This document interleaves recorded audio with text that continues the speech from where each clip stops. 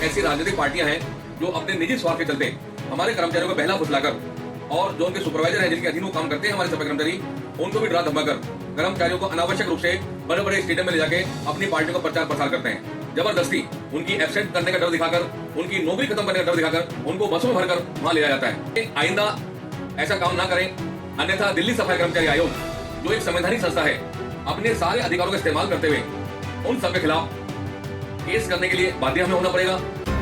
लोकसभा के आम चुनाव की घोषणा के साथ ही आदर्श आचार संहिता लागू हो चुकी है, जिसका सभी को पालन करना होगा। इसी बीच दिल्ली सफाई कर्मचारी आयोग के अध्यक्ष संजय गहलोत ने सफाई कर्मचारियों को दबाव देकर कार्यक्रमों में अनावश्यक ले जाकर पार्टी का प्रचार प्रसार करने का आरोप लगाया है। 18 मार्च 2024 को यहाँ बहुत सारे कर्मचारियों ने आकर अपनी शिकायतें दर्ज कराई हैं।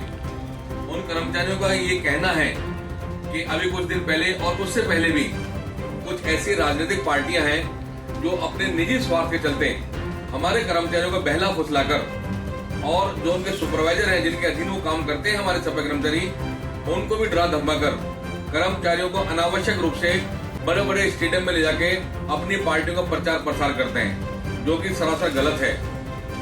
अभी बहुत सारे कर्मचारियों ने मुझे बताया यहाँ पे आके शाम को 5, 6, 7 बजे तक उनको वहां पे रोक के रखा, भूखे प्यासे लोगों को वहां रखा गया और किसी भी प्रकार का उनका कोई फायदा होने वाला नहीं था वहां पे, ना ही उनके बारे में कोई बातचीत की जाती है। ऐसी जितनी भी राजनीतिक पार्टियां दिल्ली में काम कर रही हैं, उन सब का यही हाल है। कभी कोई सी पार्टी उनको लेके जाती है, कभी कोई सी पार्टी उनको ले जाती है, जो कि कानूनन विधि सम्मत बहुत गलत बात है।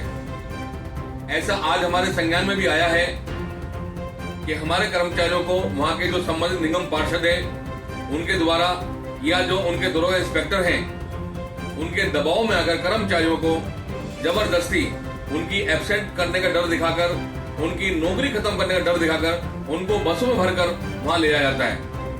उनका कहना है कि ऐसी सभाओं में उन सफाई कर्मचारियों के हक की कोई चर्चा नहीं की जाती। उन्होंने दिल्ली में कार्य करने वाली सभी पार्टियों पर इसका आरोप लगाया है।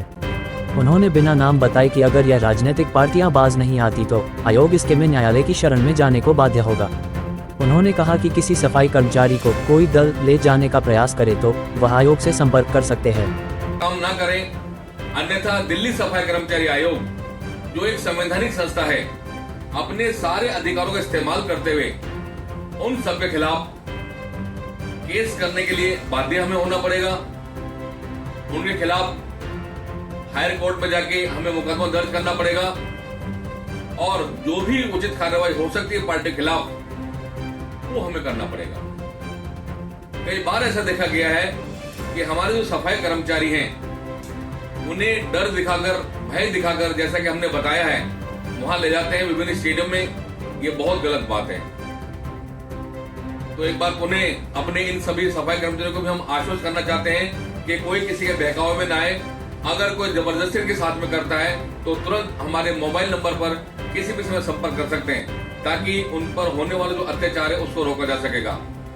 आज दिल्ली के जितने भी हमारे 12 डिप्टी कमिश्नर हैं उन सबको भी नोटिस जारी किया जा रहा है और साथ साथ दिल्ली के जो कमिश्नर हैं उनके नाम से भी ये पत्र जारी किया जा रहा है यहाँ पे कि आइंदा वो ध्यान रखें इस बात का कि हमारे किसी भी सफाई कर्मचारी को इस तरह की जो रैली है या आपके राजनीतिक कार्यक्रम है उनमें ना ले जाया जाए, अन्यथा इसके परिणाम बड़े भयंकर को भुगतने पड़ेंगे। हम अपनी सारी शक्तियों का इस्तेमाल करते हुए उनके खिलाफ केस दर्ज करेंगे और हायर कोर्ट में जाने के लिए मजबूर होंगे। ये बेहद चिंता का विषय है कि आहिस्ता आहिस्ता राजनीतिक दलों पर लगातार सवाल उठ रहे हैं। अगर यही हाल रहा तो लोकतंत्र में जनता जनार्दन में दलों की विश्वसनीयता पर बड़ा संकट खड़ा हो सकता है। इस ओर राजनीतिक दलों को सोचना होगा। प्राइम टाइम हिंदी से अर्जुन सिंह की रिपोर्ट।